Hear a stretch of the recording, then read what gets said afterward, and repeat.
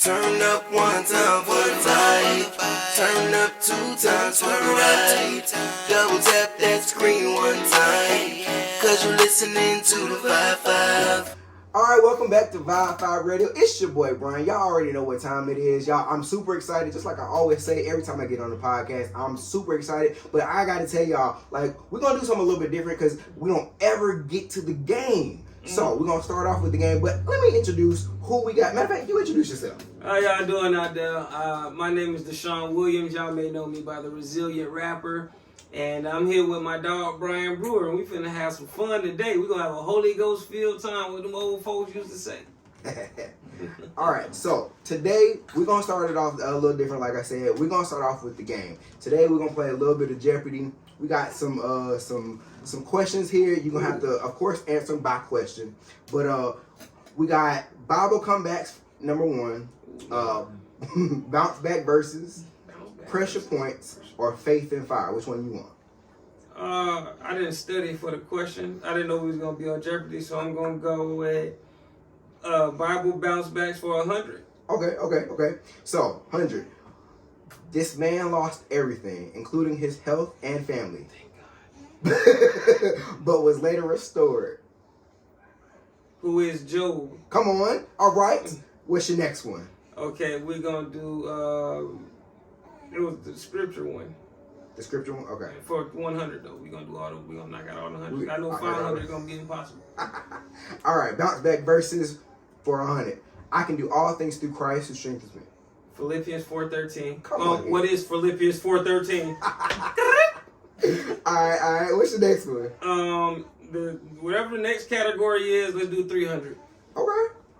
Let's do pressure points. You said for 300? Yeah. All right. These three men stood in fire but weren't burned. Oh, we're gonna go with who are Shadrach, Meshach, and Abednego. Wait a minute. Abednego. All right. And then the fourth category for 400. Okay. Jesus cried this on the cross, yet remained faithful in his mission. Father, what is Father, why have thou forsaken me?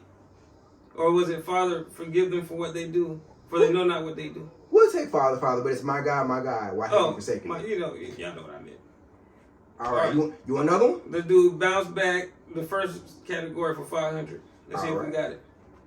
Let's see if we really good. This disciple denied Jesus 3 times. Who is Simon, whose surname was Peter? Come on here. All right. I'm gonna pick this one because I don't know if you're gonna get this one or not. I'm gonna pick a special one. Let's do it. All right. She returned to her homeland bitter, but let her rejoice when her family line was redeemed. We are gonna take who is Naomi for. Come on here. Okay. All right. Okay, You want to do one more? We can do one more. All right. Let's do. Let's have your wife pick one. What you want to Do the categories again. do? Okay. Let's be easy now. All right. Categories: Bible comebacks, bounce back verses, pressure points, or faith and fire. Faith and fire. Oh, all right. 300. Let's see. What in the world? I thought this was a podcast. All right. She said, "I perish. If I perish, I perish." If I perish, I perish. And I know. She picked the. I was like, I knew this was gonna be the one but if I perish, I perish. This is not. It's not Esther. Is it Esther? Well, dang, it was a lot of women in the Bible, but I really feel. He said it's a lot of women in the Bible. It is. It is. Go with your spirit, baby. If I perish, I perish. And I know she was alive for a time such as this. I don't remember Ruth saying nothing like that. I don't remember Rebecca, Sarah. I don't remember Rachel saying nothing like that. I'm just gonna go with it. I'm gonna say, who is Esther for 300? Come on here. Okay, yeah. I was like, I just read that like today. Oh my God. Are you in the spirit? And I never read Esther. I never actually read Esther. But I read I love Esther. I read that part today, so I was like, that might be awesome. It's been a minute since I touched with Esther, but I was sitting there like, good Lord, what's it? You know, it wasn't Yael. Was it the one that had killed the man and somebody else got the credit for it? Or, you know, Oh, no. yeah, you know, in the Book of Judges. But hey, you know, go read the Book of Judges. But yeah, Yael was in there. She was out there killing people. All Barack right. got the credit for it, not Obama. Should be still good. Okay, good. All right, you ready for these questions? What questions? I thought you were Wait, going he's to still Jeopardy again. Now we're not doing. Okay, Okay, we good with it. We good with it. Okay, let's do it. All right, so the first question for today, tell us a little bit about Resilient Rapper. Like, where did the name come from? So, the Resilient Rapper is a very fairly new name for my walk as a rapper. But I had won a speaking contest when I came to Atlanta for my first time visiting as an adult, and I was working with a speaking coach. Her name is Margie, and she was like, you know, Deshaun, you can either be a something or you can be the something. And I was like, I'm gonna be the, because anybody can be an A, but it takes someone special to be a the. But I didn't have the name ready yet, and the day we were supposed to meet, because we were doing virtual calls, I was having a crisis. I was having an episode from my illness, and in that I was contemplating going to the hospital or sticking with what I had going on, and I ended up being able to come out of the crisis almost instantaneously, and so that's when the word resilient dropped on me. So that's where resilient came from, the Resilient Rapper. Okay. I didn't want the rapper part on it, but you know, I was like, when I was discussing it with her, I was like, I'm the resilient. She was like, you gotta be the resilient something though. I was like, I'm the resilient. I'm like, I don't want to be the resilient rapper. There it is, the Resilient Rapper, and that's what it was. And that's what it was. And that's was born the Resilient Rapper. Okay, so now let's before I go to the next question, let's talk a little bit about because when I came up with the topic, I had no idea that you were going through any kind of health issues or anything like that. Yeah. So like that's wild. Mm-hmm. So what does a quick recovery sound like to you? What does that mean to you? A quick recovery is something. So usually, if sickle cell anemia is the ailment that I was graced with at birth, and I say graced because a lot of people don't deal with it the same way that I deal with it. So an episode can last from maybe 3 to 5 days to sometimes up to 2 weeks, and some people stay in crisis. Wow. But I would say like a quick recovery for me is anything under an hour. Anything under an hour is a quick recovery to me. Sometimes it don't even be an hour. It can be under 15 minutes. It just depends on how the Lord wants to move at that time. So anything that is under an hour, I would say is a quick recovery. So now you talked about grace. Tell me a little bit what you mean by you were graced with it. Because, I look at it as grace for just, I'm not a person, I would say, that is full of shortcomings. So I think that this is the thorn in my side. I look at it as that, like something that would, and even if I didn't have it, I would say that I would still lean on the Lord. But I know that I would be several handfuls without this illness. I think it's a very humbling thing. It continues to, it doesn't show up in everything, but when it does show up, it's just a reminder that God is good because of just the way it's set up in my life. Right. Okay. I like that. So that's really got me thinking because when I released my first single in 2019, the birthing place of that song, we were in prayer at the church that I was going to. We were in prayer. I think we were doing like every Friday. We were doing like a prayer night, and like we would have worship music going, and then the prayer words. We would just kind of like just sit there in prayer for a few hours, right? And in my prayer time, one of those Fridays, God was like, I kept asking God to remove something from me. Mm-hmm. I was like, God, I don't want to have to deal with this anymore. I don't want to have to think about this anymore. I don't want to have to believe Yeah. So, and then in just like the smallest little voice ever, he just was like, will you still worship me? Will you still pray? Will you still fast? Will you still praise even if I don't take it? And from that's where where the song "Not My Time" came from my first single. But it was just to be graced with something that could look like a burden to somebody else. Yeah. Like that's I'm thinking about it's really getting me because it's a different mindset. Yeah. It's a different mindset when you're in that place. I like that.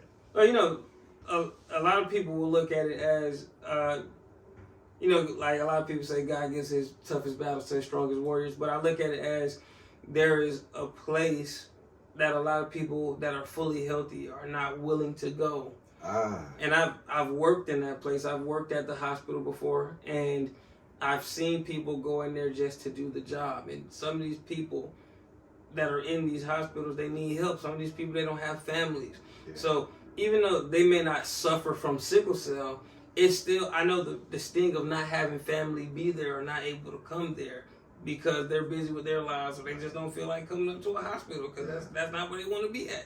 And, you know, I was a food service associate, I would say. I don't know what it was, but, you know, the people that come in the room, if you ever go to the hospital, the person that come and take the order. Mm-hmm. So I would go in there, I would take their order, I would sing to them. Some people I would pray with, you know, so it was things like that. And they didn't really like us to do that. They wouldn't want us to do that because it's like, hey, use your time to do such and such and such and such and such and such and such and such.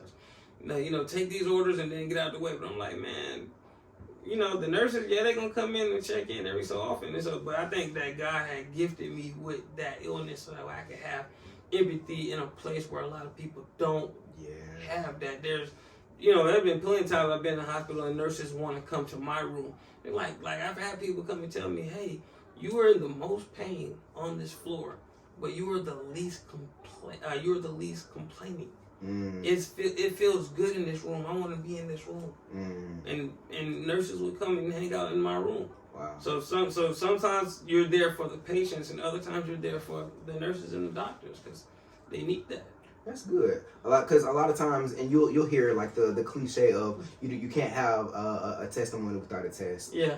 You know, sometimes it's so refreshing to hear other people who understand the concept. Yeah. You know, just understand that, hey, what I'm going through ain't just for me. Right. Like a lot of times people they focus so much on their sickness, their illness, their mindset, their whatever they're going through, their struggle, their strife, their trial, that they forget, hey, I'm going through this so that somebody else can know that I got that. I just put that on Facebook, I think. And I was sitting in a place waiting on some tires, and I was sitting eating, and the Lord just kind of like dropped that in my spirit. And I think I said, what did I say? I can't even remember what I said at this point now. But I was just like in that place, like we don't even realize that we're going through stuff, but somebody's watching us go through stuff. Yeah, right. Somebody's watching. And the crazy thing is, when people are watching, a lot of times you'll never know that they're watching. Right. And it's kind of it's almost like a scary kind of thing, because it's like do I have to walk on eggshells? But it's just like, if you're in God and if you abide in Him, then you really don't have to worry about it. It's more so, it's just like you just have that unction, that knowing that I'm going through this. I'm going through this trial. I'm going through whatever this is, because there's somebody that needs to know, hey, I'm making it. Right. And I think people need that. You ever, you know, I know you're familiar with the term code switching, right? Where people, they change the way they talk, they change the way they act when they're around certain people. I used to do it when I was in finance. So the thing that has always been consistent is my behavior. So if I'm in a professional setting, if I'm in a setting with my homeboys, nothing really changes about me. I'm always energetic. I'm always upbeat. I'm a light. Mm-hmm. And I believe that, you know, it's not consciously me thinking about people watching me. It's unconsciously knowing that I'm before God, right? So when we're in this space of going through stuff, it's like, you know, Lord, imagine, even though Job was having these conversations with his homeboys, it was like I don't think he realized, from my perception of reading Job, I don't think he realized that God was watching him. I just know that he was like, though he slayed me, I'm gonna still serve him. Mm-hmm. But when God is asking him questions, it's like I gotta shut up moment because I ain't got the answers to it. Because I'm not realizing, even though I realize that you are great and you are the creator of everything, I'm not realizing that you're watching me. Yeah. I don't know why I'm going through this, but you're watching me. Mm-hmm. And you know, like when I was talking about earlier on Ashton's show, and I was like, all things work together. It's like even that. Even like that. Even though I was like, a lot of people were like, I don't understand why we born with these sicknesses and these illnesses. And I'm like, but this is like, if we can have a conversation with an olive or a grape, I'm pretty sure that they would be like, I don't want to be pressed. Come on. But if I am making something good for other people, if I'm going to be oil that you can cook food with, or you're going to pray and anoint people with, right. If I'm going to be grape juice, or if I'm going to be turned into wine, you know, things like that, you got to think, what would I be crushed for? Am I willing to be crushed for the gospel? And so if I'm willing to be crushed for the gospel, then do I complain about it? Because I didn't see Jesus complain when he was being crushed. Come on. Like he was being crushed. And so I look at it as what we're dealing with is the devil, he has our heel. But after he grabs hold of it, we crush his head. So if we're crushing his head, then we must be willing to be crushed. Not like in the same sense that he's being crushed, but I'm an olive. I'm a grape. I am something that needs to be pressed so that way whoever can use it after me. But I don't think that's what people get from it. I think because we're so sick, and we're sick as a society. So being sick as a society, we don't look at things, especially as a Western society, because I don't think a lot of the stuff that we translate as the gospel translates to other countries. Because if I say I have sickle cell in Africa, that translates to Africa because they have malaria. They have things that are going over there. They understand pain. They understand oppression. They understand things of that nature. We as a society, as far as Western culture, we have put it as we are essentially the opposite of what Jesus told the disciples when they're like, who will be the greatest in heaven? And Jesus said, the greatest of you will serve. And we don't serve. Like we say we're going to serve, or people, we do so many other things outside, but your service should come with being available and being available to what God wants you to do, not serving just to say I'm serving. Come on. I'm serving because what is inside me, I need the thing that God wants to press out of me is supposed to pour and feed and quench the thirst of others that are right.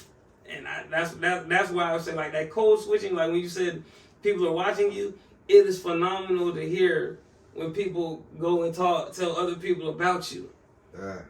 It's phenomenal to hear that because I'm like, you know, God, I'm not intending for them to go, but I'm glad that people want to talk about me in this light because that means that I'm hoping that I'm being a great representation of you, because sometimes you're going to be the only Bible that people read. Right. I said this especially for the last 6 months. I've been saying this. I do not want to be a bad witness. I don't ever want to be a bad witness because you just never know who. Like you just never know. I don't want to be in a place. I told somebody the other day. I said I don't want to be in the grocery store and somebody look at me and I look at them the wrong way, and then that was the one person that I was supposed to reach. Yeah. I lost them. I just never want to be in that place. Something that you were talking about. It reminded me of something that one of my old pastors used to say. He used to say that the pot never asks the potter how to be made, and you just let me come on, because I'll be there for like a good 2 hours. Yeah, you I don't know. You know what type of time this is not the beginning of the conversation. Right. This is the part that y'all getting to catch. But we've been chatting. We just had to hit record because we know we had a podcast to do. But right. we've been chatting.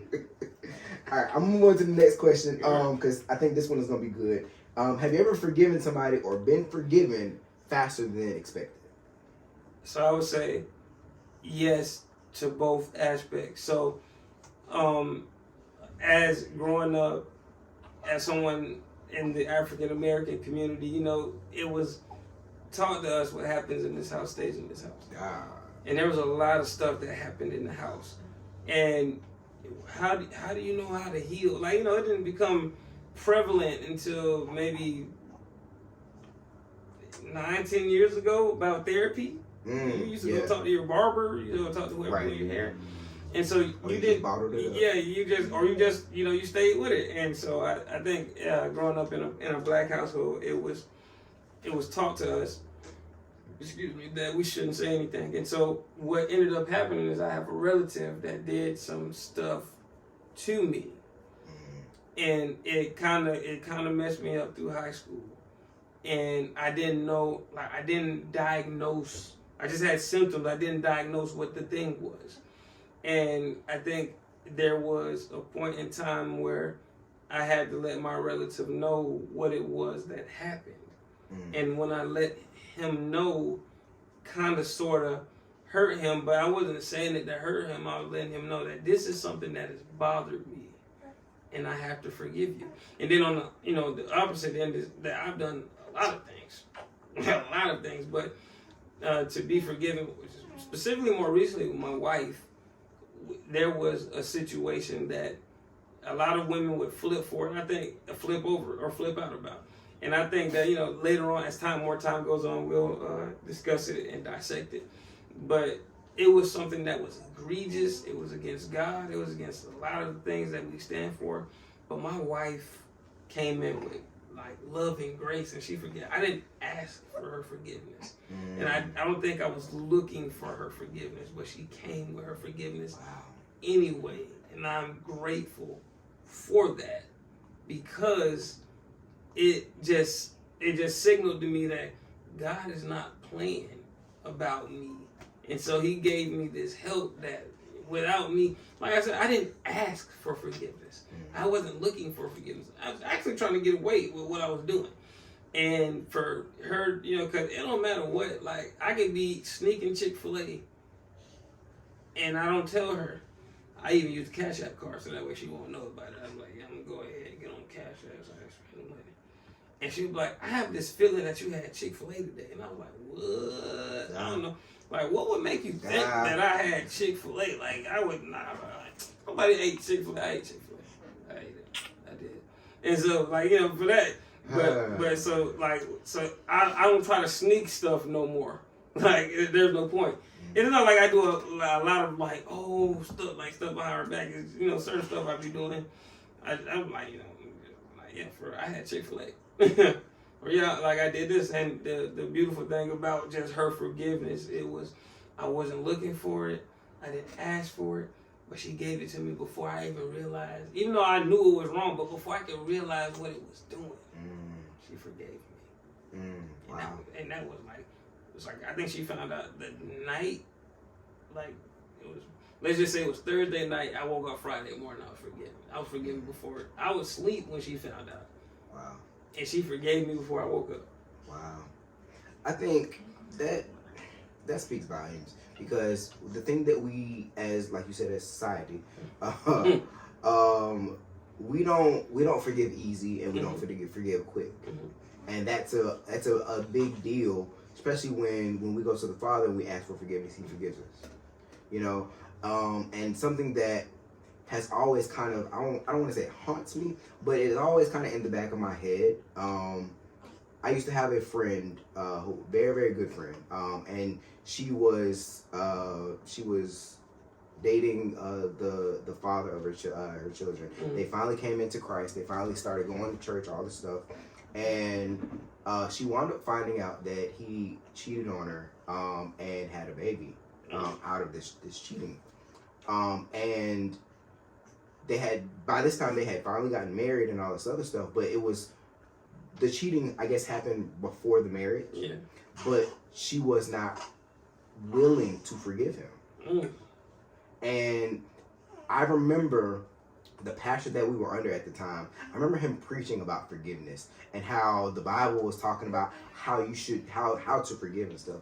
And it's so crazy how we will condemn people that do wrong or that have done wrong, and we won't give them grace. But if we've done something wrong, We want all the grace. We want all the grace. We want God to forgive us right then. We want all the fixings. I actually heard Ashton on here talking about P. Diddy and Sean Combs. And one thing that I can identify with is that if these people, if Sean Combs, if Robert Kelly, if anybody that has committed any egregious things in our sight, if they come before the Father and they ask for forgiveness and they show signs of repentance, we can no longer hold whatever it is that because if God, like God said, I will cast your sins as far as the east is from the west. I don't know what that distance is. I don't even know the distance from here to Alpharetta, but I know that the distance of the east from the west has got to be far. If the Lord's I'm gonna cast it that far, and you don't even know where it's split at. right. I'm saying to people that like forgiveness is not for you. Come on. It is for I'm sorry, it's not for them, it is for you. And it's not for you at the same time. Because when God forgives us, it's a slate for him to continue the work that he's doing. He's like, I seen what you did, and you have forgiveness. Should you choose to accept it? But see, the thing is with societies, we choose to stay up here. We stay fixed up here. And then what's up here, it also affects down here. So we cast down versus cast up. But if we cast down, so that way Jesus can take it away, versus cast up, because we cast it up here, I mean, we done did too much, but we're supposed to cast it down. Come on. So, you know, and so when it comes to forgiveness, I think, like, a lot of people don't realize what Joseph went through in the Bible. Like, we talk about this, and I like, my viewpoint on it is so different now. Because, you know, at first I looked at it, I was like, man, that's messed up. But Joseph would have been comfortable in 2 of the 3 places that he ended up before he ended up ultimately where he was at. So that's why forgiveness is easy for Joseph. People are like, well, I don't understand how Joseph can. Because if you understand, Jacob was going to make it easy for Joseph to be where he was at. Potiphar's house was going to be an easy place for Joseph to be at. The only place he was not uncomfortable was the prison. Because it's not comfortable being locked up. And if you are in sin and you recognize that you need the Lord, you need to call on Jesus, you understand that it's uncomfortable being there. And if Jesus does not rescue you, you're going to suffer. This is why you hear Joseph tell the butler, hey, listen, I did not do anything wrong to be in here. When you get out, I interpreted your dream. Remember me. Because I'm not trying to be here. The butler's like, yeah, I got you, bro. 2 years went by. You want to know why them 2 years went by? Because Joseph would have got out and went somewhere and got comfortable. That's why I can forgive my brothers when I see them. Because I was in places where I was comfortable. The only place that I was uncomfortable at as a result from them disliking me so much to not even want to come back. And when I reveal myself to you, you think I'm going to do something bad to you. But no, because I understand that God did this. So I have to forgive you because what you did led to me getting to where God wanted me to be. Even the place that I did not want to be, in the prison. I don't want to be in prison. Somebody get me out of here so I can go somewhere and be comfortable. And God is like, I'm going to leave you right there for 2 years. See, this is why I love this podcast. So you said 2 things, and I'm gonna try and dissect them right. I'm gonna start with the forgive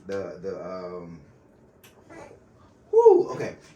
I'm gonna start with the comfortable piece. So now you're sitting here walking through prayers that I've been praying because like I told you, I cleaned a building. So I think not this past Tuesday, but the Tuesday before, I was like, while I was cleaning, the Lord was just kind of like dropping on me. He was like, stop getting comfortable, stop being common, stop being comfortable, stop being common. So while cleaning, I sat here and I just was in worship, and I wound up started writing this song. But there's something about being comfortable in the presence of God that I just don't understand. And I think that's why he was dealing. Because when you think about somebody being comfortable, I think about like an easy boy chair or what is it, lazy boy chair, whatever. But you know how you put your feet up. And I'm comfortable. But that's not a place that God wants us in. Mm-hmm. Especially when He's got a big assignment for you to do. Mm-hmm. Especially when He has a people that He's called you to. Yeah. So being comfortable, it's uncomfortable watching people being comfortable. Right. Because why are you so comfortable when there's an assignment at hand? People's lives are at stake. People's lives are at stake. I don't understand the concept. Like there are some people who are just comfortable with just doing the bare minimum. Right. I've never understood that. Right. And I think it's one of the reasons is because God has always, when it came to me, He's always like put this, I don't want to say pressure, I don't want to use that word, but we're just going to use it for the time being. He's always put this pressure to pay attention. Mm-hmm. So like, if I'm at the grocery store and there is a piece of paper on the floor, I can't walk by that piece of paper. You gotta pick it up. It will, and I'll walk past that piece of paper on purpose. Be like, God, I'm not picking up that paper. And as soon as I walk past that paper, God will be like, how you gonna pick it up?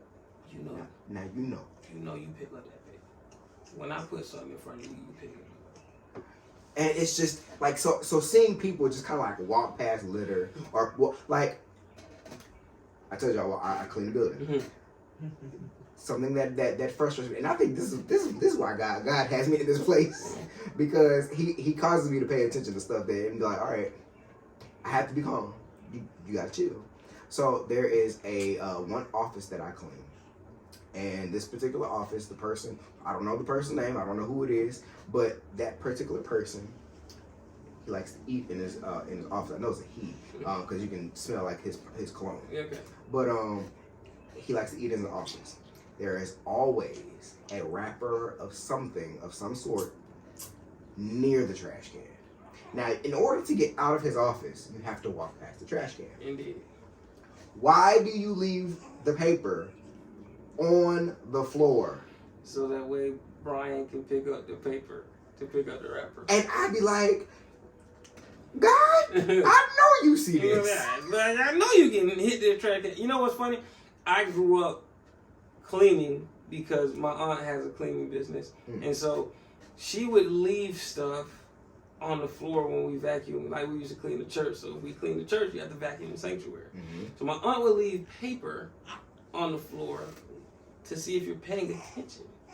If you're actually getting the stuff. Come on, God. So that could be it too, is that God is making sure that you are aware of what's in front of you or what's on the floor. Because my auntie caught me slipping one time. I was like, yeah, I vacuumed. And I thought I vacuumed good too. And she was like, what's all this underneath the pew? I was like, what? She's like, I know, because I left it there and I wanted to see. I was like, first of all, you ain't got to do all that. Don't do it like that, auntie.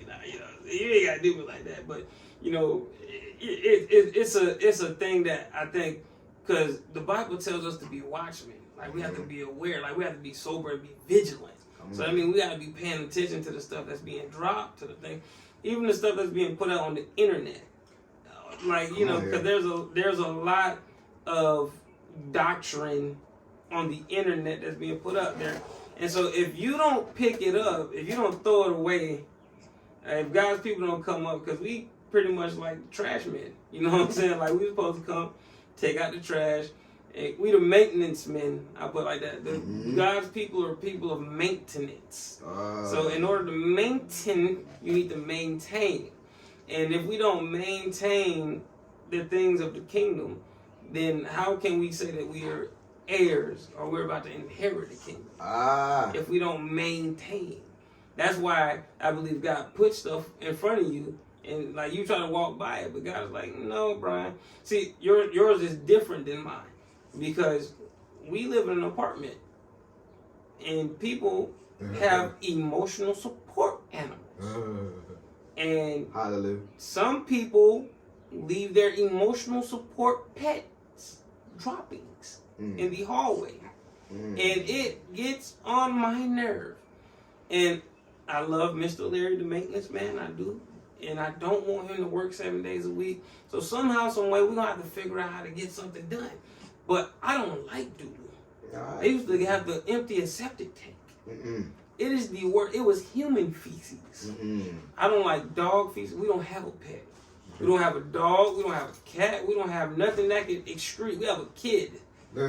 He's 3. He's gonna be 4 months soon, and he excretes enough for me. Okay. Oh, I understand that. Yeah. So hey, listen. Like it's a blessing to be a father, and so in that capacity, as you are a father, you also are maintaining this child's life until that child becomes an adult, and he or she, in your case, should be able to maintain. You know, we have to maintain, like, literally, you got kingdom people have to be people of maintenance. Like, this is the, like, why do you go through the trouble of getting a haircut? You shouldn't, because there's a certain image that I want to present. Like, we don't get dressed up to go to church no more. Why is that? Because we gotta, like, it shouldn't matter. But if you look at ancient culture, when you used to go visit kings and queens, you used to put on the best clothes that you got. So if we go on to worship God, I understand it's hot right now and all these things. So even if you don't go in a suit, at least go in something that is presentable to accept and receive the gospel. And I'm at this point in my walk right now where I don't even go to church to listen to the pastors. I'm going to be the word. Because the pastors can preach all day and they say something and it like that sermon, people come out of that sermon still hungry. And it's not nothing that the pastor did. It's just that we like church. This is what we need to get to. We need to get to the point where somebody, if you looking to be filled, even if you're not looking to be filled, you need to be ready to give a word to somebody because people are coming in and they're hungry. Come on. What it say? It says the harvest is plentiful, but the laborers are few. It can't just be, we relying on the pastor to feed us every Sunday. Like, no, you're not. So if you mess with the Williams family, you're going to go, you're going to hear either Pastor Stephon or Pastor Rod preacher, one of the ministers. And then if, you want some dessert, you come out there, you talk to the Williamses, and we're going to get you full. God is going to allow us with that living water to quench your thirst. And, so in this space, and I think too, a lot of people don't understand still like that. When God told Adam to dress and keep, that was maintain. That's maintenance. Like there's a check-in point too, where it's like, hey, how did you find out about this tree before I eat this fruit? Like, come on here. Like, cause why are we here? Did you talk to anybody today? Did anybody come in that's a part of maintaining. Me and my wife talk a lot. My wife talk a great deal. And I love her. But we gonna check in. I'm gonna sift through whatever I gotta sift through in order to get through. But as long as we are still dressing and keeping, that's the assignment from the beginning. God said, I'm the Lord God, I change it not. Come on here. So if I'm told Adam to dress and keep, what you think I'm telling you? Come on here. Maintain. So I talked to Baker the Legend a couple of episodes ago, and there are two. And I talked to Midnight. Both of them made the statement. They were talking about stewardship. Maintenance and stewardship are two of the biggest and most valuable principles that are in the Bible that we have to pay attention to, and we just have to do it. We do. Because not just stewarding our money, but stewarding our time, stewarding our energy, stewarding what we do for the kingdom. I think that we get so, I can't say we. I think that church people get so comfortable with serving just enough to serve that we forget that this is not only stewarding the house of God or whatever church, whatever vessel you want to call the church house. But you're not just stewarding just for the house. You're stewarding to keep. You're stewarding for God for one, but you're stewarding to keep and this isn't. I would say this is more of a principle more than anything. But one of my old pastors used to say that one of the ways to keep your house clean is to keep the church house clean. Mm-hmm. And he wasn't necessarily talking about like the actual physical, you know, the cleaning up of the church. He was saying if you keep the house clean spiritually at your church, coming in to pray, coming in to intercede, all that kind of stuff, then your house will be the same. I take that literally, and I use that principle because I've seen it time and time again prove to be right. Because when you steward what you do for the church house or for the kingdom, then your house, bless you, buddy. your house, your physical house, and your connections, it resembles a lot of things that we see, a lot of things that we see in the Bible, how they say about certain stuff that happens spiritually always happens physically. Right. Like they're supposed to mirror each other. So stewardship and maintenance, two of the biggest and most valuable principles that you can have as a Christian. I think I'm going to agree with all of that. I'm going to say that first, and I'm going to say with the stewardship piece, God has given you things before you realize He's giving them to you. I think a lot of people don't recognize that. It's just like I was telling you the principle I told you earlier when you were telling me about this setup. I was like, yo, listen, you're doing a lot more than people who say they want to do something. Because why is God going to give you more? You know, when Jesus is telling them, he that is faithful in a little shall be faithful in much. Like when he's saying that, he really means that. I could go on with Joseph all day, but David started off with some sheep. Moses started off with some sheep. And he elevated them into positions where they had to govern people. And people are like sheep. Yes. From what I hear. Because I ain't never heard of no sheep. But I know that it's difficult to get some of you people on board and in line. Like, because I can't. One thing about, this is just my thing. Anybody that said they want to go into ministry, you want to be a pastor, you want to be a minister, I would suggest you put them through a customer service course. You go work in customer service and then you come back and you holler at me about being a leader in the church. Because one thing about being a cashier, one thing about being somebody that works at a restaurant is that you have to have patience to deal with the people. Because there's people that's having terrible days and they're going to come in there and take it out on you. And so even if a relative die, they're going to be mad at God. They're going to come to you and they're going to be like, where were you at with where was your prayers at? I'm like, first of all, dog, relax. Like, I was praying. I can't control what God do. And so with that portion of it, being a steward over things that you don't even realize that God is giving you, because I was already a father before I was a father. I was already a husband before I was a husband. And so it is my job to maintain and make sure that what I am stewarding, what I've been given, I'm giving it back more than what God gave it to me. So when my wife goes to the Lord at the end, as time is going on, my job is, it may not even be financially, but spiritually and mentally, at the end of this journey, my wife should have gained much more. It should have been multiplied over because I was the steward over her. When God questions me at the end of this thing, in the beginning of the next thing, I'm walking through them gates. Come on here. I'm going to go through them gates. Come on here. Well done, thy good and faithful servant. You ain't finna say, depart from me, Jesus, I will hold your ankles. Now listen. That is wild. That's the wildest thing I've I ever will heard hold in my your life. ankles, Jesus. You can't get rid of me, Jesus. Wait a minute. I'm grabbing your ankles. If he say depart from me, I'm like, no. I'm jumping and I'm grabbing the ankle. Lord, please. Be like the one with the issue of Yeah, blood. please, Lord, I gotta, if I can just touch your ankle. Please, Lord, no, don't do away with me, Jesus. I didn't do it for the people, Lord. I did it for you. Please, Jesus, don't make me grab your ankle.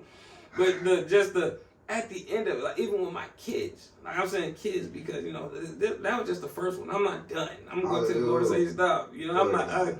I just had my first one at 33, so I'm prepared to continue to do more. But these kids, they should. Have you ever read the book The Giving Tree?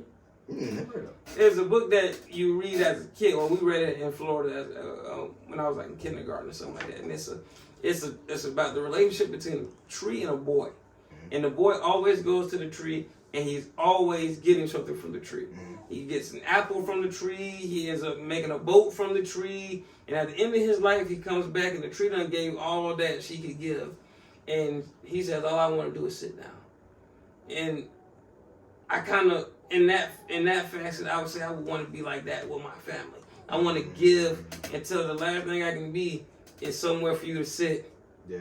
And I liken that relationship to today's Christians because they look at God as the giving tree.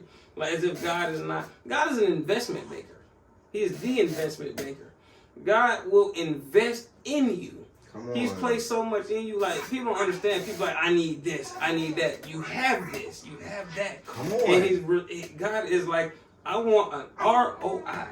For those that are in the banking world, you know. For those that are mathematically inclined, you know that is a return of investment. Yes. And I want, you know what Jay-Z Wentworth says, I want my money and I want it now.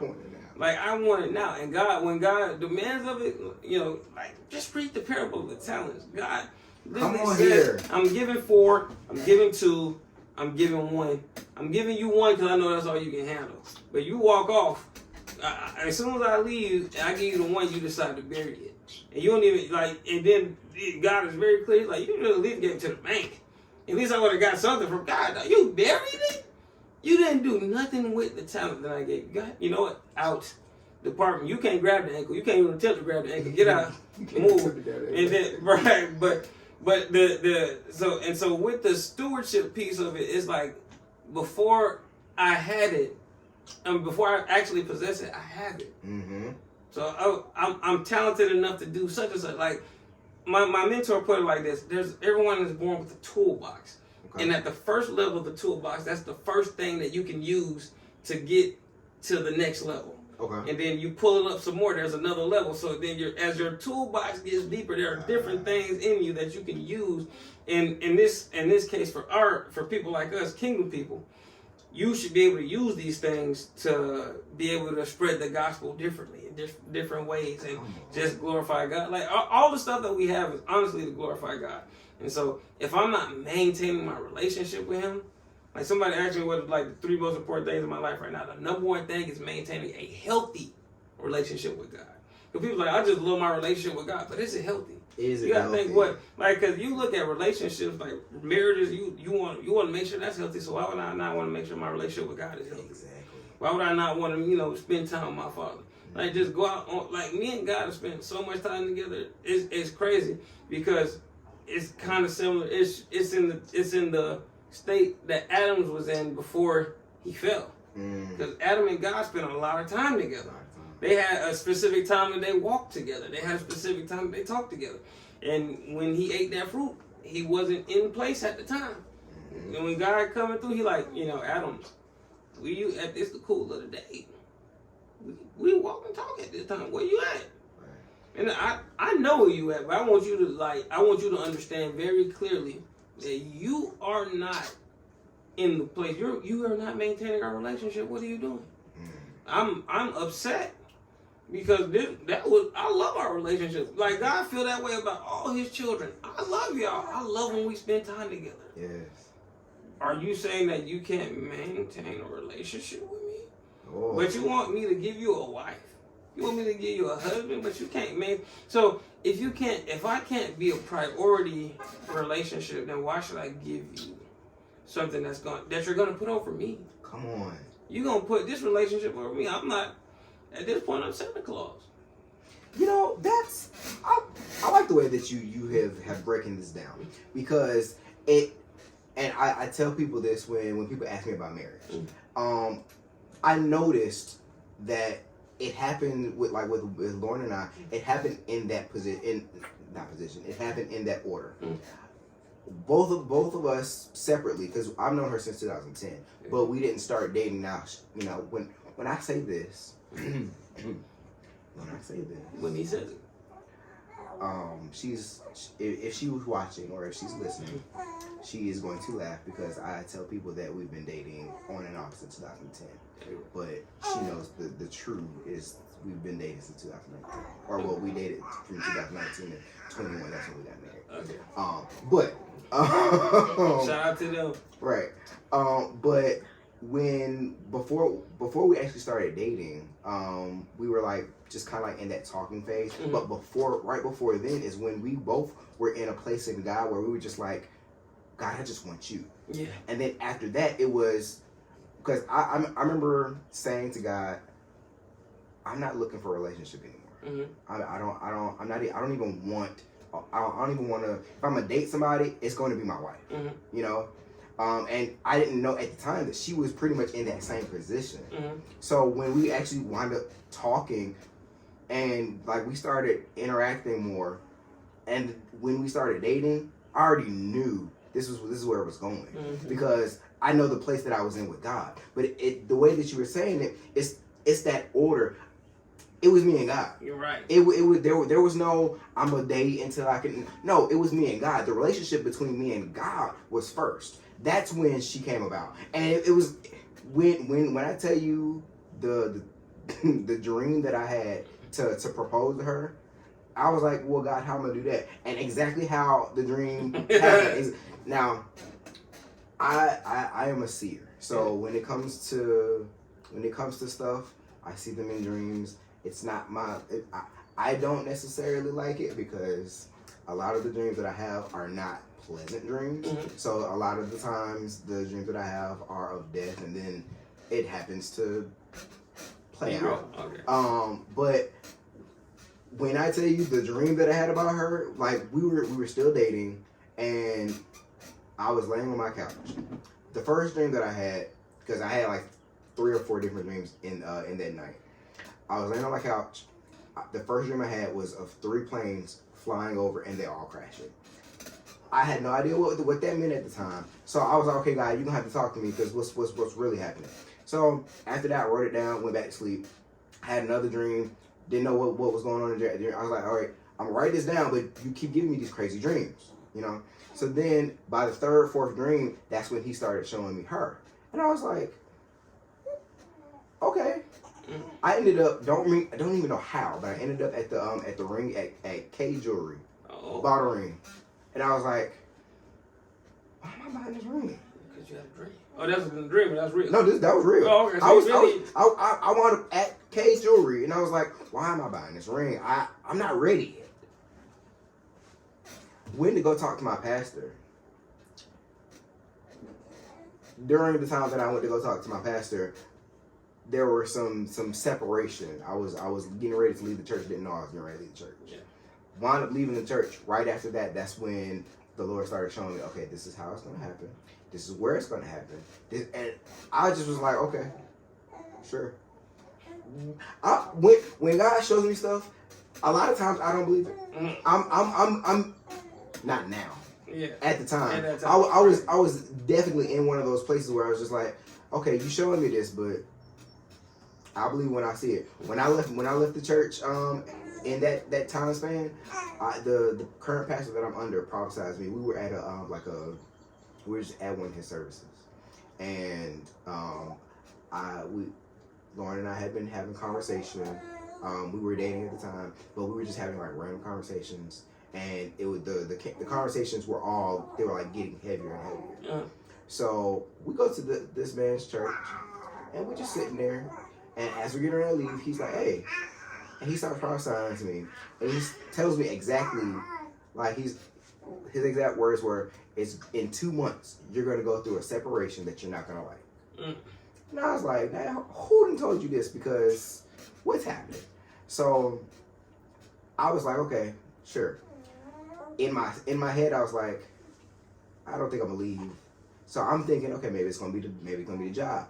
In 2 months exactly, I left the job that I was at. When I left the job, I was like, okay, this is the separation he was talking about. Cool. They didn't want me to leave, but guess what? I was gonna leave because I was getting more money. I had to leave. That was not the separation. Right. That was the complete separation. Right. So I leave the job. I get to this new job, and I'm making pretty good money. I'm in a good place. I was supposed to leave that church. Mm-hmm. After that 2 months, that third month, I was silent. 3 planes.